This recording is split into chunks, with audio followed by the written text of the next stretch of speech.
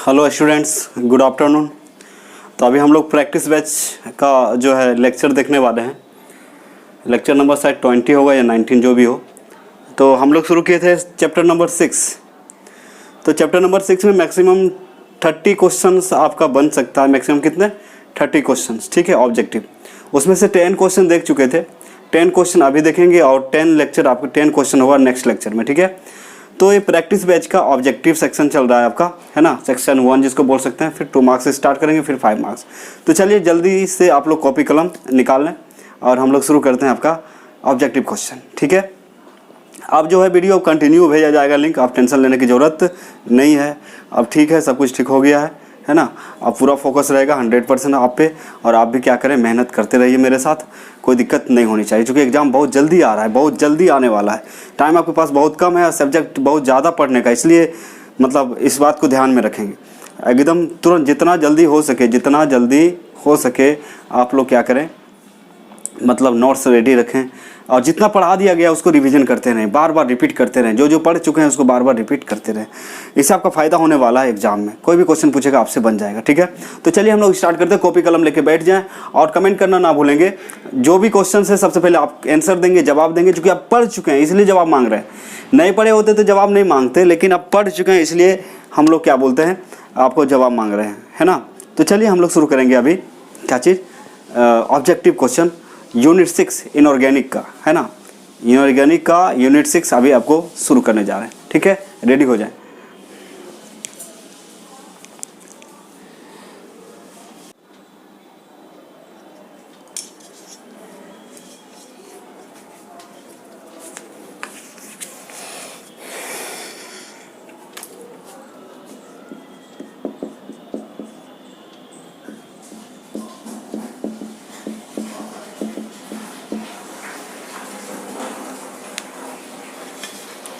अब देखेंगे यहाँ पे यूनिट 6 ऑब्जेक्टिव पोर्शन है, ठीक है। The entire scientific and technical process used for isolation of the metal from its ore known as.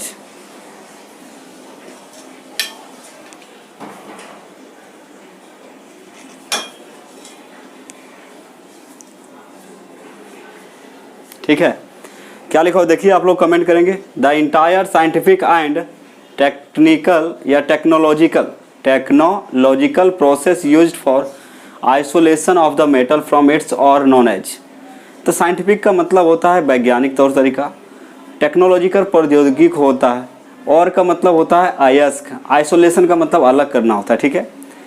तो बोल रहा है कि अयस्कों से धातु पृथक्करण में, पृथक्करण मतलब अलग करना, कहाँ से? The entire scientific and technological process used for isolation of the metal or from its ores known as। मतलब अयस्कों से धातु और से मेटल को प्राप्त करने का जो संपूर्ण प्रक्रिया होता है, टेक्नोलॉजिकल हो या फिर साइंटिफिक हो, तो इस चीज़ को क्या नाम दिया गया? एक छोटा सा नाम है, क्या है? अयस्कों से धातु पृथक्करण में प्रयुक्त होने वाली संपूर्ण वैज्ञानिक व प्रौद्योगिक प्रक्रिया कहलाता है। क्या कहलाता है? प्रौद्योगिक प्रक्रिया। यहाँ पे टेक्नोलॉजिकल का मतलब होता है प्रौद्योगिक प्रक्रिया, प्रोसेस का मतलब क्या होता है? प्रक्रिया। क्या कहलाता है? कॉन्सेंट्रेशन कहलाता है, मेटलर्जी कहलाता है, रिफाइनिंग कहलाता है, प्यूरिफिकेशन ऑफ मेटल कहलाता है, क्या कहलाता है? तो बताएंगे क्या बोलते हैं। जैसे कि मान लीजिए ज़मीन के अंदर से हम लोग और को निकालते हैं, और को साफ़ सुथरा करते हैं, साफ़ सुथरा करने के बाद उसको हो सकता है पाउडर बनाते हैं, फिर उसको जलाते हैं। तो सारे चीज़ मिला के क्या कहा गया?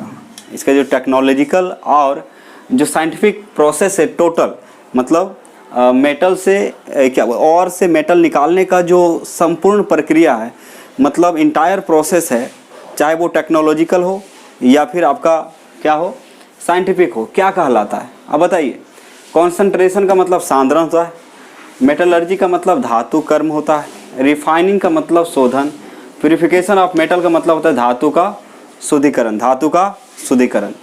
तो क्या हो जाएगा यहाँ पे आंसर जी? मेटलर्जी। तो देखिए मेटलर्जी का डिफिनेशन से ऑब्जेक्टिव, मेटलर्जी का जो डेफिनेशन है उससे है। तो यदि आपको डेफिनेशन याद है तो आप बता देंगे, इसका कोई दिक्कत नहीं है। मतलब अयस्कों से धातु को प्राप्त करने की संपूर्ण वैज्ञानिक और प्रौद्योगिक प्रक्रिया को ही हम लोग क्या कहते हैं, धातु कर्म कहते हैं या मेटलर्जी कहते हैं। तो याद रखिएगा, the entire scientific and technological process used for isolation of metal from its ore known as metallurgy. क्या याद रखिएगा, मेटलर्जी। फिर है आपका hydraulic washing is used for, hydraulic washing क्यों किया जाता है, द्रव्य धावन के लिए प्रयोग किया जाता है, द्रव्य धावन के लिए प्रयोग किया जाता है। तो क्या क्या दिया हुआ, ग्रेविटी सेपरेशन दिया हुआ है। ग्रेविटी सेपरेशन मतलब गुरुत्वीय पृथक्करण, गुरुत्वीय पृथक्करण। मैग्नेटिक सेपरेशन का मतलब चुंबकीय पृथक्करण। प्रोथ फ्लोटेशन सेपरेशन का मतलब तो झाग प्लवन पृथक्करण, झाग प्लवन पृथक्करण। नन का मतलब इनमें से कोई नहीं, ठीक है।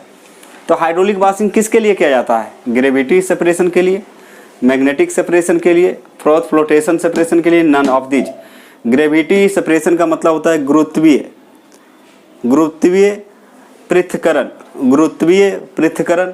मैग्नेटिक सेपरेशन का मतलब होता है चुंबकीय पृथक्करण। प्रोथ फ्लोटेशन सेपरेशन का मतलब होता है झाग प्लवन पृथक्करण। तो कौन किसके लिए किया जाता है, तो ग्रेविटी सेपरेशन के लिए, ग्रेविटी सेपरेशन के लिए। तो देखिए, जैसे मान लीजिए कोई चीज़ है, हम लोग उसको पानी से धोते हैं। जैसे मार्केट से आलू वगैरह लाएं, आलू में यदि क्या लगा हुआ है, मिट्टी लगा हुआ है। तो आलू को यदि हम धोएंगे वाटर के साथ तो क्या होगा, पानी के निचला तल में बैठ जाएगा कौन, मिट्टी, भारी होने के कारण। और आलू को साइड कर लेते हैं तो मिट्टी अलग हो जाता है आलू से, है ना। तो उसी प्रकार यहाँ पे क्या किया जाता है कि जो ऑर्स होते हैं उसका पाउडर बना के पानी में डाला जाता है, उसको फ्लो करवाया जाता है। तो जो गंदगी होते हैं, इम्प्योरिटी गैंग्स होते हैं, वो क्या होता है, पानी के साथ बह जाता है ना, पानी के साथ चले जाता है और आपका जो है ऊपर आ जाता है, आपका साइड कर लेते हैं किसको, जो ऑर्स होता है उसको अलग कर लेते हैं। तो इस तरह की बात है, बहुत सारे। तो पानी से धोते हैं तो क्या होता है, जो भी कचरा होता है वो अलग हो जाता है।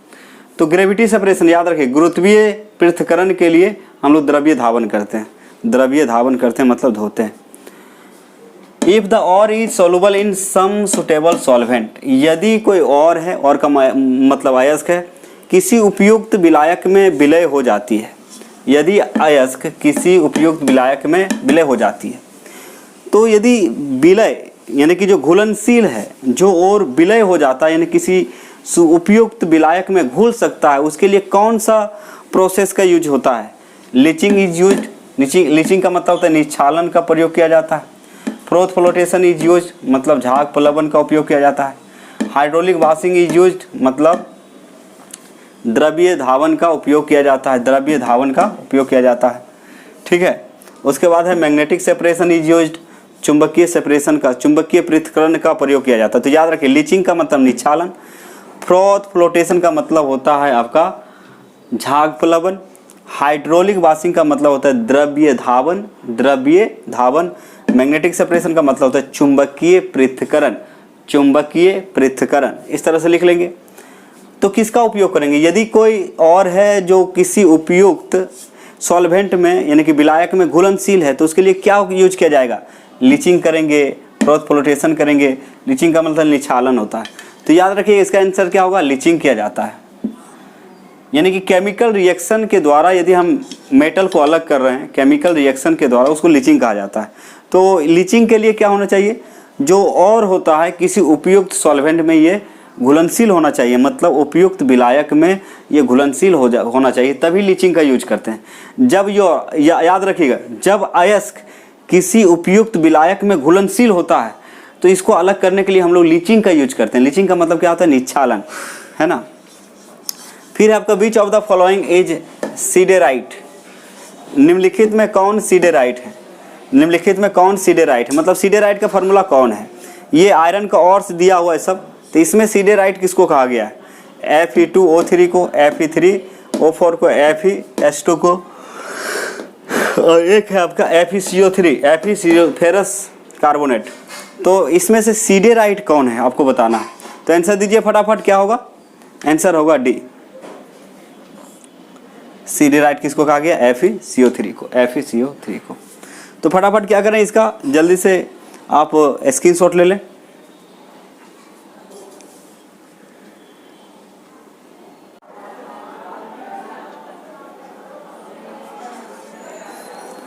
चलिए कुछ क्वेश्चन और देखते हैं, जल्दी से कमेंट करेंगे। Which of the following is डिपरसेंट। डिपरसेंट का मतलब होता है अवसाद। अवसाद मतलब समझिए क्या होता है कि जैसे कि मान लिया जाए जब हम लोग फ्रोथ सल्फाइड और को, आपको पता है कि सल्फाइड और को फ्रोथ फ्लोटेशन के द्वारा अलग किया जाता है। मान लिया जाए उसमें 2 सल्फाइड और है, उसमें कितने सल्फाइड और का चूर्ण डाल देंगे, मान लीजिए 2। जैसे कि वाटर लेंगे, चीड़ का ऑयल लिया जाता है, पाइन ऑयल जिसको बोलते हैं, ठीक है। उसमें क्या डाला जाता है, उसमें डाला जाता है आपका ऑर्स को डाला जाता है, सल्फाइड और को डाला जाता है। मान लीजिए दो आपका और जो है एक साथ मिलाया गया है। इस के ऊपर क्वेश्चन भी बताया गया था आपको, 2 सल्फाइड और के एक साथ मिल गया। मान लीजिए एक है ZnS है, दूसरा PbS है। एक है ZnS और दूसरा है PbS है। तो होता है क्या, उसमें जब हम लोग अवसाद मिला देते हैं तो एक ही अयस्क जो है ऊपर आएगा, झाग के साथ एक ही अयस्क आता है, दूसरा नहीं आता है। मान लीजिए PbS आ रहा है ऊपर तो ZnS नहीं आएगा। तो दोनों को दो मिला हुआ अयस्क, 2 सल्फाइड और को अलग किया जा सकता है। डिपरसेंट का यूज करके हम लोग 2 अयस्कों के मिश्रण को अलग कर सकते हैं। तो ठीक है, तो बीच ऑफ द फॉलोइंग इज डिपरसेंट। डिपरसेंट का मतलब अवसाद होता है। अवसाद का उपयोग किया जाता है 2 सल्फाइड अयस्कों के मिश्रण को अलग करने में, और ये डाला जाता है फ्रोथ फ्लोटेशन के सेपरेशन में। तो निम्नलिखित में कौन अवसाद है? ZnS, PbS, NaCN, Fe2S2। तो इसको अवसाद, तो ZnS तो सल्फाइड और है, PbS क्या है, सल्फाइड और है, FeS2 क्या है, सल्फाइड और है। तो यहाँ बच कौन गया, यहाँ पे NaCN, सोडियम साइनाइड, NaCN होगा। यहाँ पे आंसर क्या हो जाएगा, NaCN को क्या कहा गया, डिपरसेंट। डिपरसेंट का मतलब अवसाद। अवसाद का यूज किया जाता है 2 सल्फाइड अयस्कों को अलग करने में, ठीक है। Which of the following is calamine. निम्नलिखित में कौन केलामाइन है? ये और का नाम है, केलामाइन क्या है, और का नाम है। तो किस और को केलामाइन कहा गया है? ZnCO3 को कहा गया, ZnNO को कहा गया, ZnS को कहा गया, Cu2S को कहा गया। किसको केलामाइन कहा गया है, अब बताइए आंसर। तो केलामाइन कहा गया है आपका ZnCO3 को, याद रखिएगा। ZnCO3 को क्या कहा गया, केलामाइन। तो ZnCO3 को, जिंक कार्बोनेट को केलामाइन भी कहा जाता है, जो जिंक का और है, ठीक है। Which of the following is मालाकाइट। निम्नलिखित में कौन मेलाकाइट है? तो मेलाकाइट इसमें से कौन है? Cu2S है, Cu2O है, Cu2CO3 इंटू CuOH का होल ट्वाइस, और D है FeCO3। किसको मेलाकाइट कहा गया है? याद कीजिए, ऑर्स का नाम है ये, तो कहने का मतलब कॉपर का और, इसको कहा गया मेलाकाइट, याद रखिए। CuCO3 इंटू कितना है, CuOH का whole twice. Pig iron contents, pig का मतलब कच्चा होता है, यहाँ पे पिग मतलब सुअर नहीं बोलेंगे, क्या बोलेंगे, कच्चा। पिग आयरन कंटेंट्स कार्बन, कच्चा लोहे में कार्बन रहता है। तो जब आपको एक्सट्रैक्शन ऑफ आयरन पढ़ाया गया, आयरन यानी कि लोहा का निष्कर्षण कैसे किया जाता है, तो उसमें आपको कास्ट आयरन और पिग आयरन के बारे में बताया गया है, ठीक है। तो भट्टी से जो डायरेक्ट प्राप्त होता है आयरन, भट्टी से जो डायरेक्ट आयरन प्राप्त होता है उसको पिग आयरन बोलते हैं। तो कच्चे लोहे में कार्बन रहता है 3%, 4%, 2%, डी नंबर 5%। कितना रहता है बच्चे, आपको पता होना चाहिए, 4% होता है। कितना होता है, 4% कार्बन होता है। Which of the following is extremely hard and brittle. निम्नलिखित में कौन अत्यधिक कठोर एवं भंगुर होता है?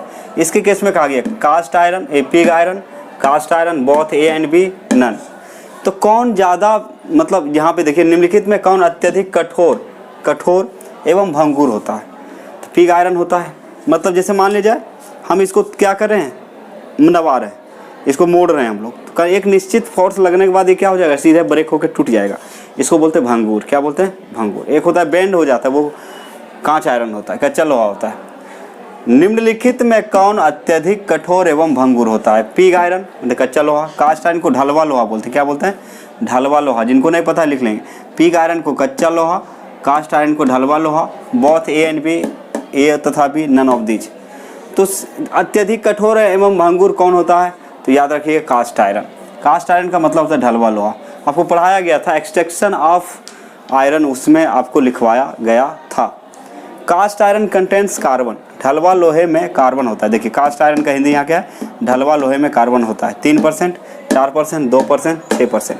तो आप कितना बोलेंगे बच्चे, जल्दी से कमेंट करें। 3% होता है। तो ये सब जो है टिपिकल चीज़ है जो कि आपको ऑब्जेक्टिव में पूछता है। थ्योरी यदि आपका क्लियर है तो आसानी से आप ऑब्जेक्टिव बना सकते हैं, नो प्रॉब्लम। ठीक है, तो आज का लेक्चर यहीं समाप्त करते हैं, फिर मिलते हैं नेक्स्ट लेक्चर में। 10 क्वेश्चन और इसमें करवाना है। उसके बाद आपका जो है हम शुरू करेंगे 2 मार्क्स क्वेश्चन। क्या करेंगे, 2 मार्क्स क्वेश्चन का रिवीजन करेंगे। 2 नंबर को क्वेश्चन क्या करेंगे, रिवीजन करेंगे। ठीक है, आज का लेक्चर यहीं समाप्त होता है। आप लोग क्या करेंगे, ध्यान से इसको लिख लेंगे, याद करने की कोशिश करेंगे। Thank you. स्क्रीनशॉट ले लें सब।